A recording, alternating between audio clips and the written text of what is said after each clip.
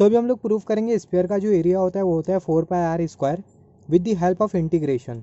और यहाँ पर हम लोग यूज़ करेंगे स्फेरिकल कोऑर्डिनेट सिस्टम। तो यहाँ पर अगर हम लोग देखें, यहाँ पर हमें एक स्फीयर दिखाई दे रहा है। यहाँ पर अगर हम लोग देखें, यहाँ पर हमें एक स्फीयर दिखाई दे रहा है। तो ये जो स्फीयर है, स्फीयर में हमें बेसिकली दो टाइप के सर्कल दिखेंगे। एक जो सर्कल होगा वो होगा हॉरिजॉन्टल सर्कल, और दूसरा जो सर्कल होगा वो होगा वर्टिकल सर्कल। यहाँ पर ये वाला जो सर्कल है वो है हॉरिजॉन्टल सर्कल। यहाँ पर हम लोग देख सकते हैं ये जो सर्कल्स हो गए वो हो गए हॉरिजॉन्टल सर्कल। सिमिलरली दूसरा जो सर्कल होगा वो होगा वर्टिकल सर्कल। यहाँ पर अगर हम लोग ये वाले सर्कल को अगर देखें तो ये वाले जो सर्कल्स हो गए जितने भी, ये हो गए वर्टिकल सर्कल। ये वाले जो सर्कल हो गए वो हो गए वर्टिकल सर्कल। तो ऐसे बहुत सारे वर्टिकल सर्कल और हॉरिजॉन्टल सर्कल को बना के ये स्फीयर बना हुआ है। तो यहाँ पर अगर हम लोग देखें, कॉन्सेप्ट को सिंपल रखने के लिए और सिंपलिसिटी के लिए हम लोग क्या करेंगे, ये जो हॉरिजॉन्टल सर्कल है उसका जो रेडियस होगा वो ये एक्सिस के साथ परपेंडिकुलर होगा। यहाँ पर ये वाली जो एक्सिस है इसको हम लोग कंसिडर करते हुए चलते हैं जेड एक्सिस। तो ये जो हॉरिजॉन्टल सर्कल का जो रेडियस होगा वो जेड एक्सिस के साथ परपेंडिकुलर होगा। और ये जो वर्टिकल सर्कल का जो रेडियस होगा वो ये स्फीयर का ही रेडियस होगा। स्फीयर का जो भी रेडियस होगा R1 R2, तो स्फीयर का जो भी रेडियस होगा वो ये वर्टिकल सर्कल का रेडियस होगा। तो यहाँ पर हमने कंसीडर किया दो टाइप के सर्कल, हॉरिजॉन्टल सर्कल और दूसरा हमने कंसीडर किया वर्टिकल सर्कल। और ये जो हॉरिजॉन्टल सर्कल का जो रेडियस होगा वो ये वाली एक्सिस के साथ परपेंडिकुलर होगा। और अगर हम लोग देखें ये जो वर्टिकल सर्कल होगा उसका जो रेडियस होगा वो ये स्फीयर का ही रेडियस होगा। हालांकि अगर हम लोग देखें जो वर्टिकल सर्कल होगा उसका भी जो रेडियस होगा वो ये वाली जेड एक्सिस के साथ परपेंडिकुलर होगा। मगर कॉन्सेप्ट को सिंपल रखने के लिए हम लोग ऐसा एज्यूम करते हुए चल रहे हैं कि ये जो हॉरिजॉन्टल सर्कल है उसका जो रेडियस है वो जेड एक्सिस के साथ परपेंडिकुलर है। और यहाँ पर जो वर्टिकल सर्कल है उसका जो रेडियस होगा वो ये स्फीयर का ही रेडियस होगा। तो यहाँ पर हम लोग सबसे पहला फाइंड आउट करेंगे इनफाइनाइटेसिमल एरिया। ये जो इनफाइनाइटेसिमल एरिया हम लोग कंसीडर करेंगे, ये इनफाइनाइटेसिमल एरिया का जो मैग्नीट्यूड होगा उसको हम लोग फाइंड आउट करेंगे। और उसके बाद ये जो मैग्नीट्यूड होगा ये इनफाइनाइटेसिमल एरिया का, उसको हम लोग पूरे सरफेस पर कर देंगे इंटीग्रेट, जिसके वजह से जो स्फीयर का जो सरफेस एरिया होगा वो हमें मिल जाएगा। तो यहाँ पर हम लोग कंसीडर करेंगे कोऑर्डिनेट एक्सिस। यहाँ पर हमने एज्यूम किया ये है coordinate axis. Z axis, X axis और वाई एक्सिस हम लोग एज्यूम करते हुए चलेंगे।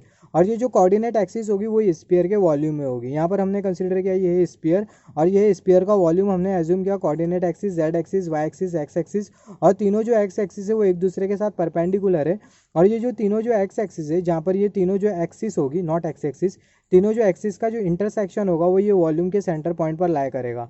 स्फीयर का जो वॉल्यूम होगा, वॉल्यूम का जो सेंटर होगा वो सेंटर पॉइंट पर ये तीनों एक्सिस का इंटरसेक्शन लाया करेगा। तो यहाँ पर हम लोग देख सकते हैं यहाँ पर तीनों जो एक्सिस है वो इंटरसेक्ट कर रही है। यहाँ पर हमने कंसीडर किया वो वाला एरिया, और ये जो स्फीयर का जो रेडियस है उसको हमने कंसीडर किया यहाँ पर R। अभी स्फेरिकल कोऑर्डिनेट सिस्टम में हम लोग क्या करते हैं, ये एक हम लोग लाइन सेगमेंट ड्रॉ करेंगे, और वो जो लाइन सेगमेंट होगी वो जेड एक्सिस के साथ पैरेलल होगी। तो कुछ इस तरीके से हमने यहाँ पर ये लाइन सेगमेंट ड्रॉ किया जो कि जेड एक्सिस के साथ पैरेलल है। सिमिलरली एक लाइन ड्रॉ करेंगे जो कि जेड एक्सिस के साथ परपेंडिकुलर होगी। तो यहाँ पर हमने एक लाइन ड्रॉ किया जो कि जेड एक्सिस के साथ परपेंडिकुलर है। तो यहाँ पर अगर हम लोग देखें जो जेड एक्सिस और यहाँ पर ये जो रेडियस आर है, दोनों के बीच का जो एंगल बन रहा है वो है थीटा। और यहाँ पर ये जो थीटा होता है इसको हम लोग बोलते हैं पोलर एंगल। सिमिलरली अगर हम लोग यहाँ पर देखें, यहाँ पर हमने एक एक्सिस ड्रॉ करी है, आई मीन एक लाइन सेगमेंट ड्रॉ करी, और यहाँ पर हमने कंसिडर किया एक्स एक्सिस। तो ये जो एक्स एक्सिस और ये जो लाइन सेगमेंट, दोनों के बीच का जो एंगल होगा वो होगा फाई। और यहाँ पर ये जो फाई जो एंगल होता है इसको हम लोग बोलते हैं एजीमुथल एंगल। यहाँ पर ये जो फाई जो एंगल होता है उसको हम लोग बोलते हैं एजीमुथल एंगल। और यहाँ पर ये जो थीटा जो एंगल होगा वो होगा पोलर एंगल। यहाँ पर अगर हम लोग देखें, यहाँ पर ये वाला जो एरिया हमने यहाँ पर जो कंसीडर किया था, ये वाला जो एरिया उसको हमने यहाँ पर एज्यूम किया जो कि स्फीयर के सरफेस पर लाया कर रहा है। ये जो एरिया होगा उसको हम लोग कुछ इस तरीके से समझ सकते हैं, और एक्चुअल में ये जो एरिया होगा कुछ इस तरीके का होगा। ये जो एरिया होगा वो कुछ इस तरीके का होगा। यहाँ पर ये जो एरिया होगा इसकी ये ब्रेथ होगी, और यहाँ पर ये एरिया की लेंथ होगी। तो यहाँ पर ये जो एरिया की जो ब्रेथ और जो लेंथ है उसे हमें कंप्यूट करना होगा। तो अगर हम लोग ये ब्रेथ और ये जो लेंथ है अगर हम लोग दोनों को फाइंड आउट कर लेते हैं और दोनों को अगर हम लोग मल्टीप्लाई कर दे तो उस केस में जो एरिया होगा उसका हमें मिल जाएगा मैग्नीट्यूड। तो यहाँ पर अगर हम लोग देखें, सबसे पहले हम लोग फाइंड आउट करेंगे ये जो एरिया की जो लेंथ है वो। तो यहाँ पर ये वाला जो इनफाइनाइटेसिमल एरिया है उसकी जो लेंथ, ये जो एल है वो क्या है। यहाँ पर अगर हम लोग देखें जो लेंथ एल को अगर हम लोग ध्यान से देखें तो ये जो लेंथ एल होगी वो ये वर्टिकल सर्कल की आर्क लेंथ होगी। वर्टिकल सर्कल की आर्क लेंथ होगी इनफाइनाइटेसिमल एरिया की लेंथ।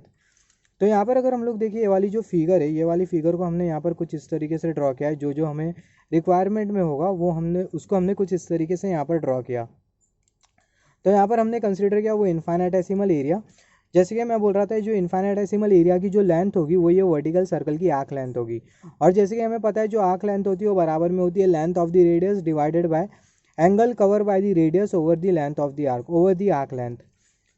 तो यहाँ पर अगर हम लोग देखें, यहाँ पर ये वाली जो लेंथ है, जैसे कि मैंने बोला ये वाली जो लेंथ है वो है वर्टिकल सर्कल की आर्क लेंथ, और जो वर्टिकल सर्कल का जो रेडियस है वो है आर। तो यहाँ पर हमने कंसिडर किया ये है वर्टिकल सर्कल का रेडियस आर। तो अगर हम लोग ये वर्टिकल सर्कल के रेडियस आर को अगर हम लोग प्रोपगेट कराए ये पूरे लेंथ के ऊपर, तो कुछ इस तरीके से हमें यहाँ पर एंगल मिलेगा जो कि होगा डी थीटा एंगल।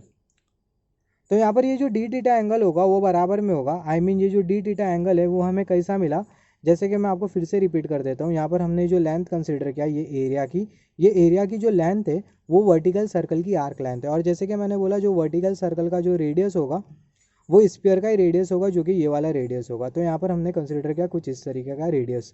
तो यहाँ पर हमें रेडियस तो मिल गया है। तो ये जो लेंथ है ये लेंथ को हम लोग कैसा कंप्यूट करें, ये आर्क लेंथ को हम लोग कैसा कंप्यूट करें। जो आर्क लेंथ होती है वो बराबर में होती है length of the radius divided by angle cover by the radius over the arc length. तो हम लोग क्या करेंगे, जो एंगल जो है उसको फाइंड आउट करने के लिए हम लोग क्या करेंगे, जो रेडियस होगा उसको हम लोग ये आर्क लेंथ में पूरी तरीके से प्रोपगेट करवाएंगे, जिसके वजह से यहाँ पर हमें जो एंगल मिलेगा वो होगा डी थीटा एंगल। तो अल्टीमेटली हमें जो आउटकम जो निकल के आएगा, ये वाली जो लेंथ होगी जो कि आर्क लेंथ होगी वर्टिकल सर्कल की, वो बराबर में होगी आर इंटू डी थीटा के। आर जो है वो है रेडियस और जो डी थीटा है वो रेडियस एंगल सबटेंड कर रहा है वो आर्क लेंथ के ऊपर। तो जो आर्क लेंथ होगी वो बराबर में होगी आर इंटू डी थीटा के।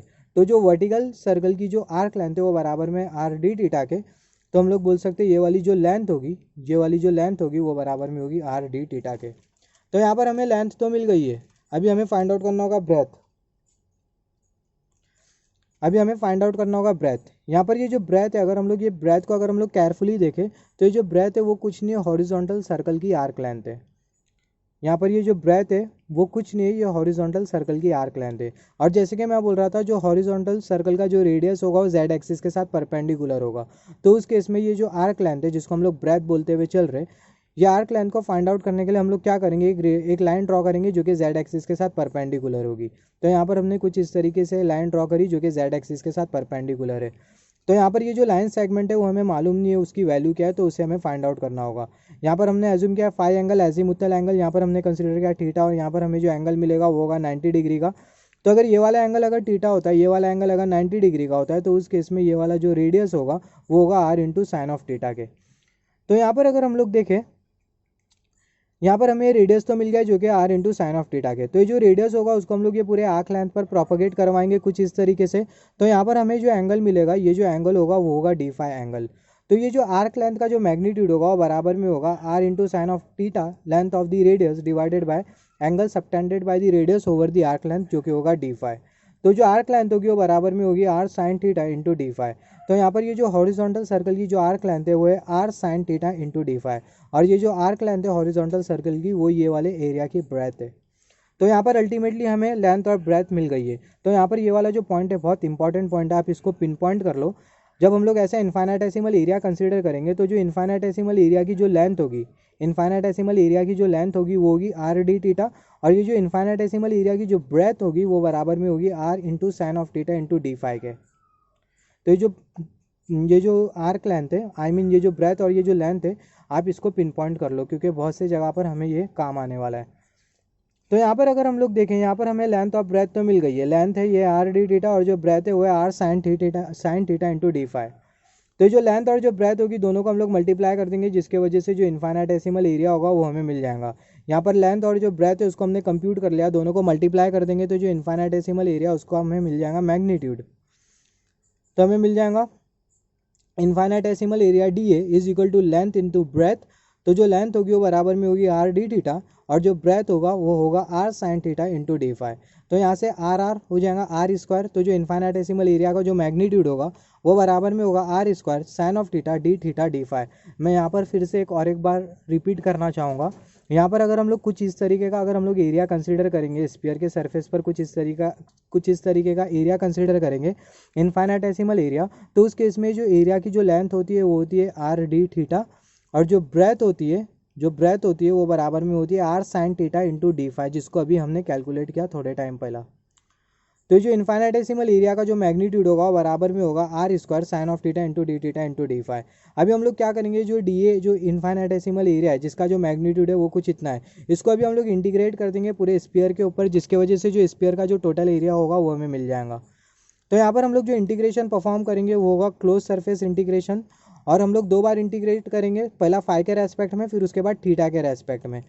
तो कुछ इस तरीके से हमें इंटीग्रल की सिंबल मिलेंगी, डबल इंटीग्रल, और यहाँ पर हमें मिलेंगी क्लोज सरफेस, और यहाँ पर इन्फाइनाइटेसिमल एरिया ये। तो जो इन्फाइनाइटेसिमल एरिया का जो मैग्नीट्यूड है वो कुछ इतना है, तो इसको ये डी ए की जगह हम लोग पुट कर देंगे ये, तो हमें मिल जाएगा R square sine theta D phi. ये जो आर स्क्वायर है ये कांस्टेंट है स्फीयर के लिए, जो रेडियस होगा वो तो होगा कांस्टेंट, तो ये आर स्क्वायर को हम लोग कॉमन आउट कर लेंगे, हमें मिल जाएगा integral of 0 to pi, integral of 0 to 2 pi, इसके भी बारे में डिस्कस करेंगे, D phi sine of theta into D theta. ये जो डी फाई है उसको हमने पहला कंसिडर किया, फिर sine of theta into D theta. यहाँ पर अभी अगर हम लोग देखें integral of D phi 0 to 2 pi limit, ये हमें क्या इंडिकेट कर रही है। सबसे पहले डी फाई है, ये है क्या, डी फाई क्या है, यहाँ पर हमने थोड़े टाइम पहले डिस्कस किया था। जो डी फाई है वो कुछ नहीं, ये एजीमुथल एंगल का इन्फाइनाइटेसिमल मैग्नीट्यूड है। अगर आप ये एजीमुथल एंगल को अगर पूरी तरीके से प्रोपगेट करवा देते हो या फिर इंटीग्रेट कर देते हो 0 से 360 डिग्री तक, तो जो 360 डिग्री होता है वो बराबर में होता है 2 पाई के। तो उस केस में जो पूरी जो कंडीशन है वो हमें इंडिकेट करती है integral of D phi 0 to 2 pi. Similarly integration of sine of theta into D theta limit 0 to pi, ये हमें क्या इंडिकेट करता है। यहाँ पर अगर हम लोग देखें, यहाँ पर हमने एज्यूम किया ये है जेड एक्सिस, यहाँ पर हमने कंसीडर किया ये है जेड एक्सिस। सिमिलरली अगर हम लोग ये स्फीयर को देखें, ये स्फीयर में अगर हम लोग देखें ये वाली जो एक्सिस होगी वो होगी जेड एक्सिस। यहाँ पर अगर हम लोग देखें ये वाला हॉरिजॉन्टल सर्कल, फिर ये वाला हॉरिजॉन्टल सर्कल, ये वाला हॉरिजॉन्टल सर्कल, तो जितने भी जो हॉरिजॉन्टल सर्कल हो गए वो ये एक्सिस के साथ एक एंगल कवर करेंगे। तो वो जो एंगल है उसको फाइंड आउट करने के लिए हम लोग क्या करेंगे, वो जो हॉरिजॉन्टल सर्कल है जो कि ये एक्सिस के साथ एंगल कवर करेगा, वो हॉरिजॉन्टल सर्कल से हम लोग ड्रॉ करेंगे टेंजेंट। तो जो टेंजेंट और ये जो जेड एक्सिस है दोनों के बीच का जो एंगल होगा वो हमें बता देगा कि वो जो हॉरिजॉन्टल एंगल है वो ये एक्सिस के साथ कितना एंगल कवर कर रहा है। फॉर एग्जाम्पल यहाँ पर अगर हम लोग देखें, ये वाला हमने कंसिडर किया हॉरिजॉन्टल सर्कल, और यहाँ पर हमने कुछ इस तरीके से टेंजेंट ड्रॉ किया। तो यहाँ पर अगर हम लोग देखें ये वाला जो हॉरिजॉन्टल सर्कल है वो ये एक्सिस के साथ जो एंगल बना रहा है उसको हम लोग मान लेते हैं वो है डी थीटा 1। सिमिलरली हमने कंसिडर किया ये वाला हॉरिजॉन्टल सर्कल, तो ये वाला जो हॉरिजॉन्टल सर्कल है अगर हम लोग देखें ये वाला हॉरिजॉन्टल सर्कल, ये एक्सिस के साथ जो एंगल जो बनाएगा उसको हम लोग कंसिडर कर लेते हैं डी थीटा 2।